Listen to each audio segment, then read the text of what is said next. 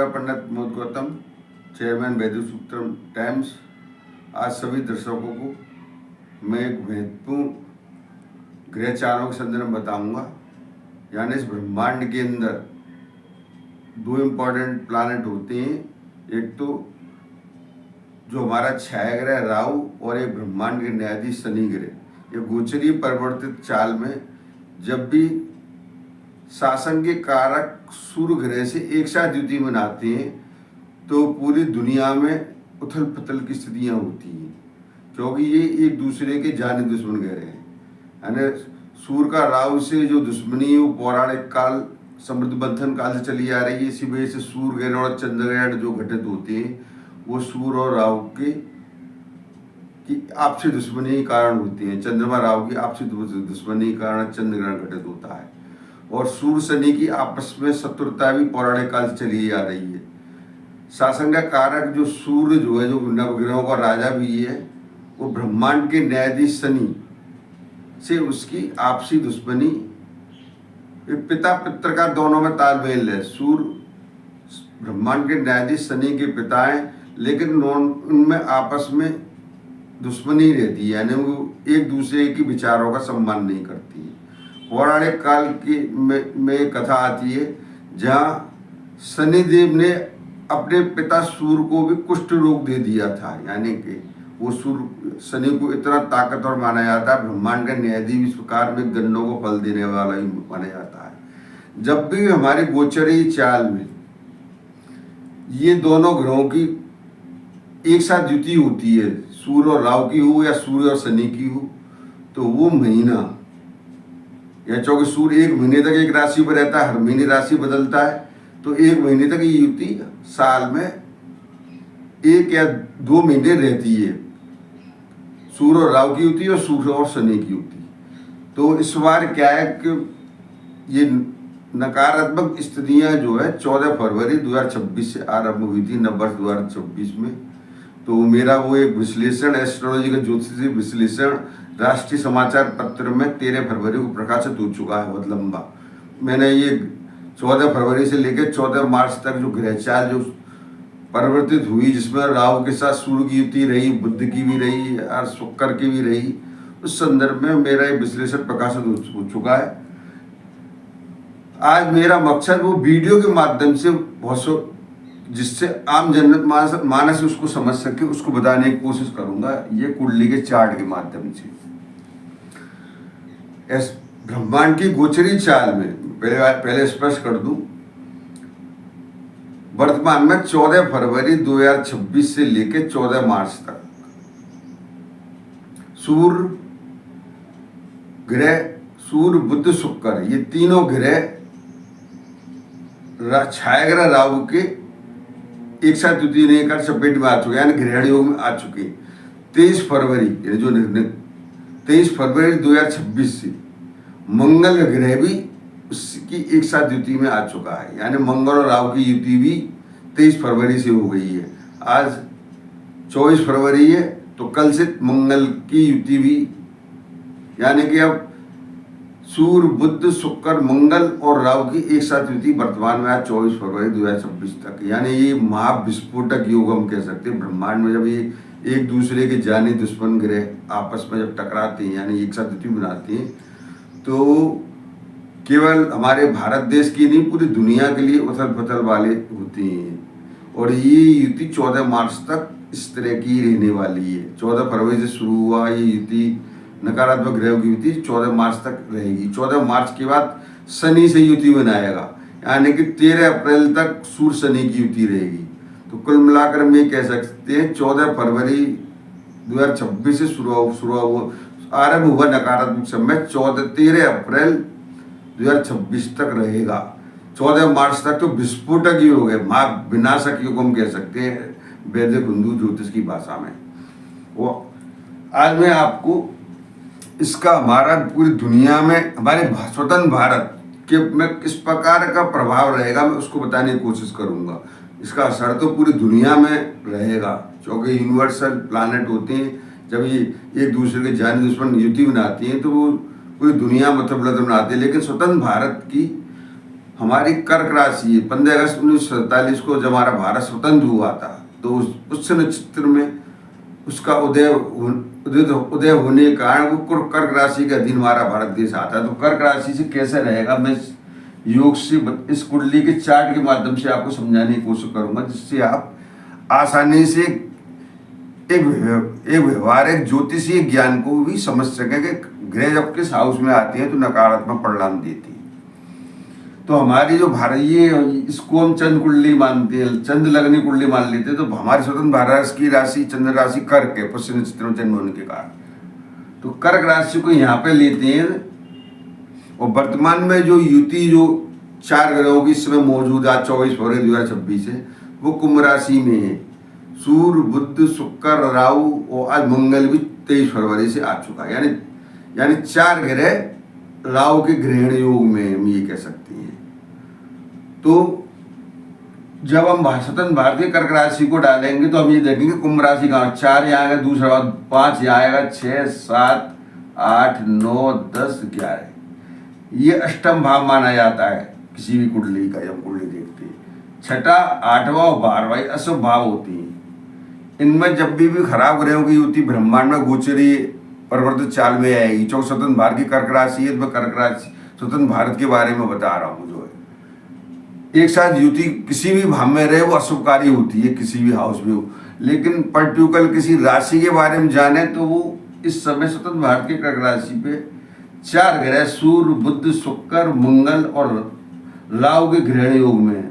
राहु पहले से 18 मई 2025 से जब गोचरी परिवर्तित चाल में 1.5 वर्ष के लिए परिवर्तित हुआ था वक्री अवस्था में, तो वो राहु 18 मई 2025 से लेके 5 दिसंबर 2026 से स्वतंत्र भारत के अष्टम भाव में ही रहेगा। तो वो एक नकारात्मक योग भी है।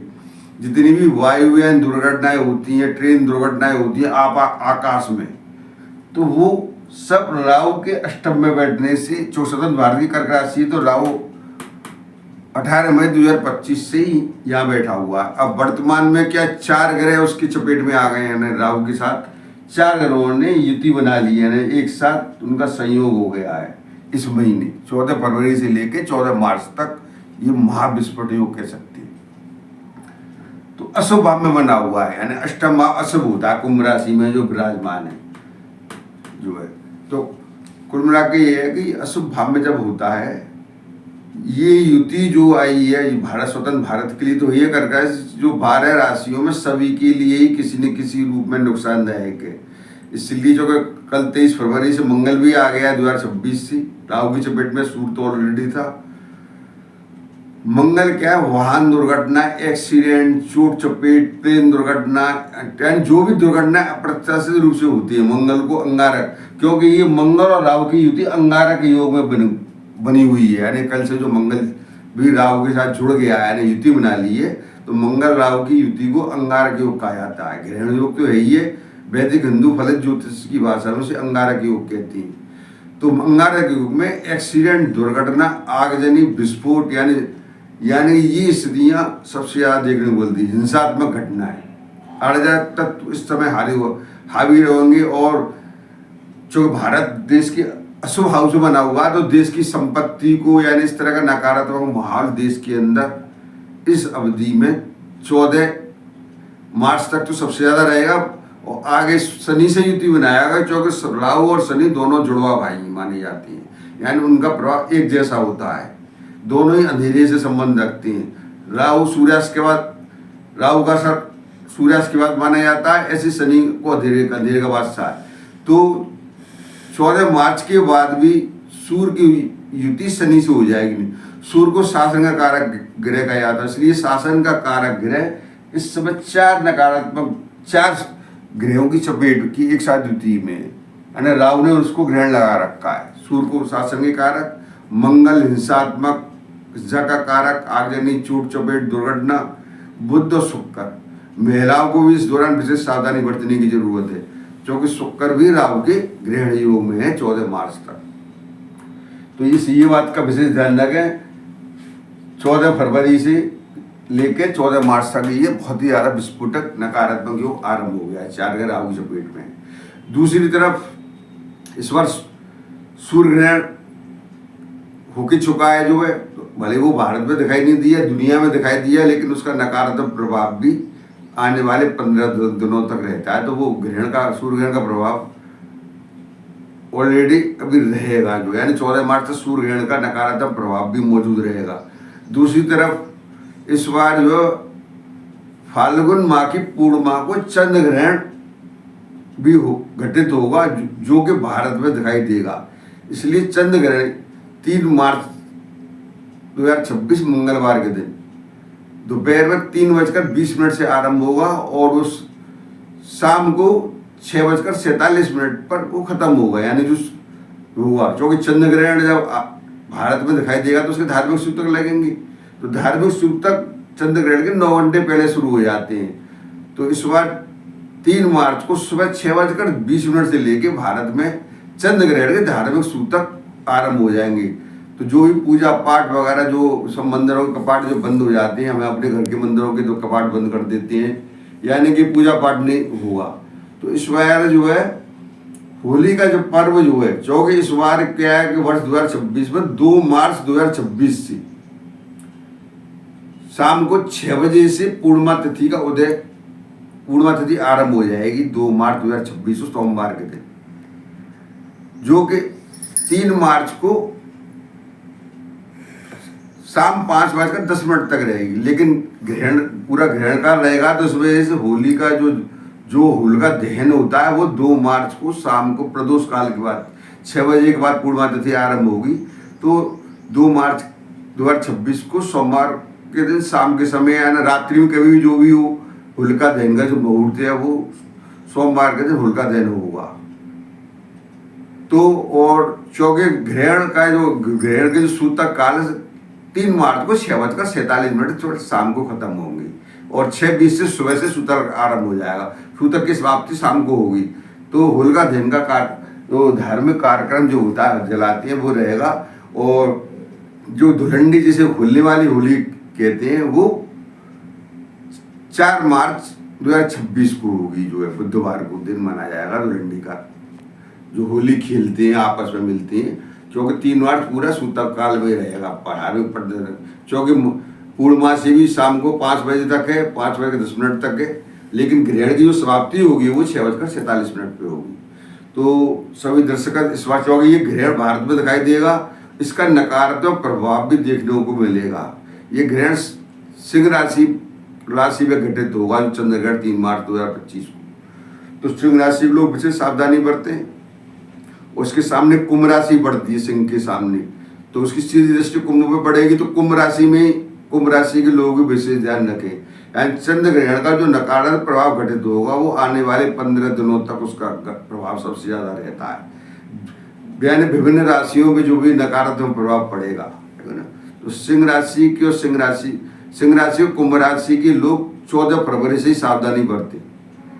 ये महत्वपूर्ण तथ्य मैंने आपको बता दिया है। जो भारत की कुंडली में कुंभ राशि में ये 14 मार्च तक खतरनाक युति है, इधर चंद्र ग्रहण भी पड़ रहा है ना। तो भारत सरकार को हर मामले में विशेष सावधानी बरतनी चाहिए।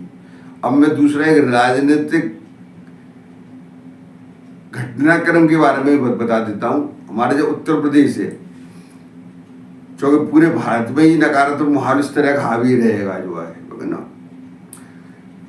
हमारे जो उत्तर प्रदेश के जो वर्तमान में मुख्यमंत्री हैं योगी आदित्यनाथ जी, उनकी जो वास्तविक राशि है 5 जून 1975 पूर्व भाद्रपद नक्षत्र में जन्म होने का कुंभ राशि है। ये बात का उल्लेख मैं राष्ट्रीय समाचार पत्र में 13 फरवरी 2026 को कर चुका हूँ गहराई से। तो उनकी वास्तविक जो जन्म नक्षत्र की राशि है, जो उनका जिसमें जन्म हुआ, वो कुंभ है। तो कुंभ राशि का समय यानी 18 मई 2025 से लेकर 5 दिसंबर 2026 तक, यानी राहु कुंभ राशि की पे स्थित है। तो एक राहु को महाचांडाल, महामायावी, छल कपटी और व्यक्ति को जिद्दी बना देता है, ठीक है ना। तो हमारे उत्तर प्रदेश के मुख्यमंत्री इधर क्या 2027 में विधानसभा चुनाव होनी है 2027 में।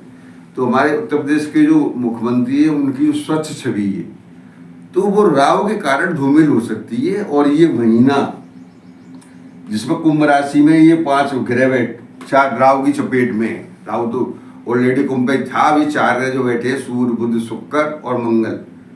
तो हमारे उत्तर प्रदेश के मुख्यमंत्री के लिए भी चुनौतीपूर्ण रह सकती हैं। 14 फरवरी से ही वो है 14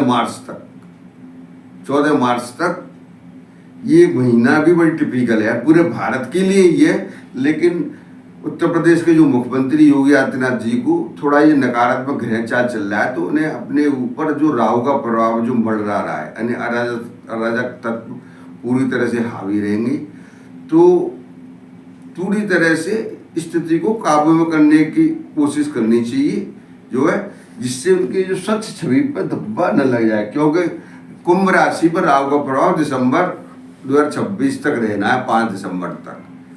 तो ये नकारात्मक जो क्योंकि एक बार स्वच्छ छवि पे धब्बा लग जाता है तो बड़ी बड़ी मुश्किल से उस स्थिति को रिकवर किया जाता है।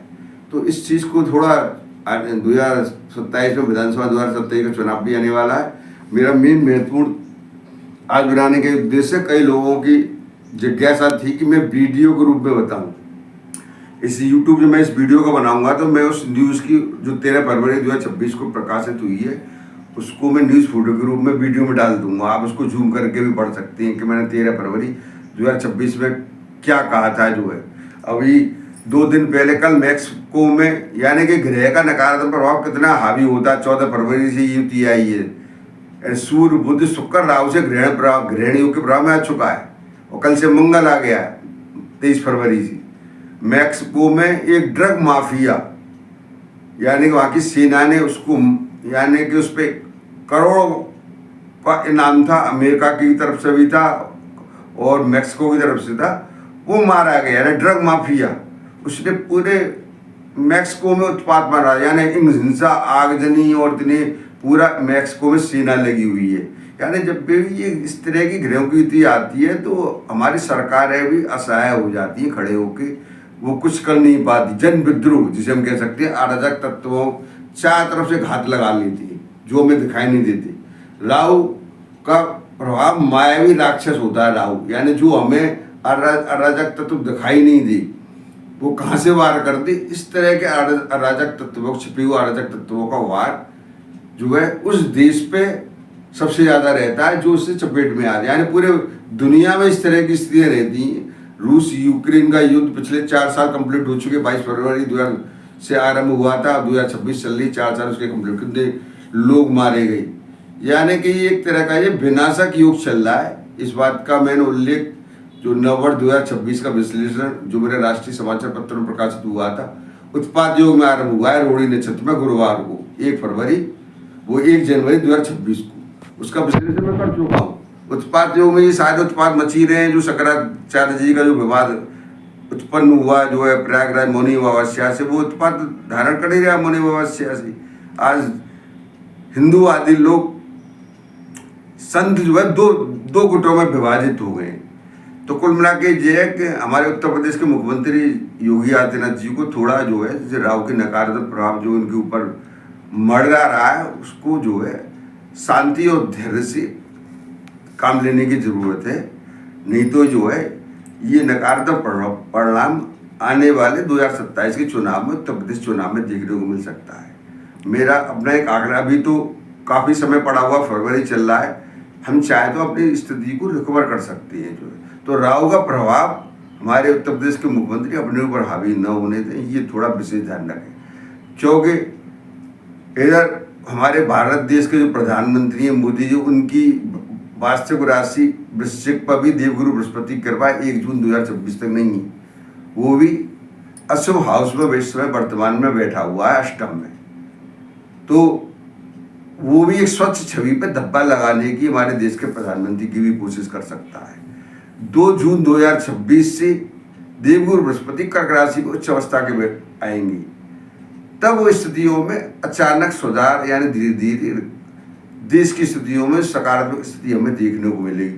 फिलहाल तो यह 1 जून 2026 तक भारत सरकार को विशेष सावधानी बरतनी है और उत्तर प्रदेश के मुख्यमंत्री को विशेष रखनी है, क्योंकि उनके कुंभ राशि पर राहु पूरी तरह से कुंडली मार के वहीं सिर पे बैठा हुआ है कुंभ राशि के ऊपर। तो वो थोड़ा ऐसे महत्वपूर्ण निर्णय, यानी उनको जो है सकारात्मक ऊर्जा युक्त निर्णय लेने की जरूरत है, जिससे कि स्थिति सकारात्मक बनाई जा सके। कुल मिला के ये है कि आप चंद्र ग्रहण जो आने वाला है इसमें विशेष सावधानी बरतें। सूतक काल तो रहेंगे ही जो है। सभी राशियों की मेरा तो ये सभी से निवेदन है कि जो 14 फरवरी से जो ग्रहण काल की युति जो 4 ग्रह चपेट में राहु की में 14 मार्च तक, तो सभी राशि के व्यक्ति विशेष सावधानी बरते हैं जो है। खासकर कुंभ राशि के व्यक्तियों को तो विशेष सावधानी बरतनी है और एक मीन राशि के व्यक्तियों को विशेष सावधानी बरतनी है, क्योंकि ये युति जो कुंभ राशि में वो मीन राशि के 12वां में रहेगी और कुंभ राशि के तो लगन में यानी उनकी राशि भी बनी हुई है। तो ये लोग विशेष सावधान और रखे और एक कर्क राशि के व्यक्ति विशेष सावधानी रखें, क्योंकि हमारे स्वतंत्र भारत के कर्क राशि इन व्यक्तियों को तो विशेष सावधानी बरतनी है। कर्क राशि, कुंभ राशि और एक मीन राशि, इन पर सबसे ज्यादा नकारात्मक प्रभाव देखने को मिल सकता है। और एक मकर राशि लोगों को भी रखनी चाहिए जो उनके वाणी के घर में बैठा होगा, ये युति रहेगी। सेकंड हाउस को वाणी के द्वारा, वाणी का माना जाता है मारक हाउस ही मानते हैं हम वैदिक बंधु जो। और इस वीडियो को और जो मेरा चैनल है एस्ट्रोलॉजर पंडित मोहित गौतम के नाम से, इसको अधिक से अधिक मेरे चैनल को सब्सक्राइब करें और इस वीडियो को जनहित में अधिक से अधिक शेयर करें, क्योंकि मैं जो कुछ भी बताता हूँ वो मेरा 25 साल का अनुभव है रिसर्च, उसके आधार पर। यूट्यूब आपको भरमार मिलेगी यूट्यूब और चैनलों में, लेकिन मेरा 25 साल का अनुभव है। मैंने MA एस्ट्रोलॉजी में 2014 मास्टर डिग्री की हुई है यूनिवर्सिटी से जो है, और 2021 साल तो मुझे डिग्री की हो गई यूनिवर्सिटी मेरी UGC के द्वारा मैंने एस्ट्रोलॉजी की डिग्री की। तो मैंने 24-25 साल से एस्ट्रोलॉजी पे मैंने गहराई से शोध किया है एक वैज्ञानिक की तरह। तो जो कुछ भी मैंने बताया है उसको गंभीरता पूर्वक लेके हुए इसे नकारात्मक गहरे चाल के अंदर अपने आप को संभालने की कोशिश करो। ईश्वर और भगवान विष्णु की भक्ति समर्पित भाव से करें। हम इस वीडियो को समापन कर रहा हूँ और मेरी तरफ से होली के पावन पर्व की सभी को हार्दिक शुभकामनाएं।